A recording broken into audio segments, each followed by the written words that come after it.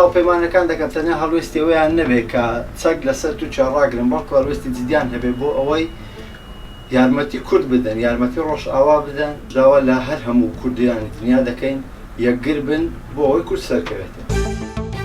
من به عنوان یه ایرانی هر جنگی رو به اصطلاح محکوم میکنم، چون همیشه تو جنگ ها یه عده بیگناه کشته میشن و الان هم یه سری بیگناه دارن تو کردستان کشته میشن.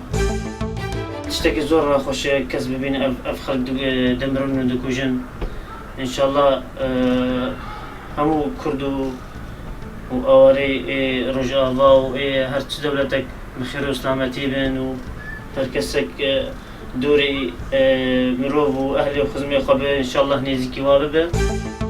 I think it is a shame that the international community abandoned the Kurdish people after all the blood that they spent to help the world get rid of the caliphate and to help to bring peace in the world. It is a shame, and all international responsible should be ashamed of what they did.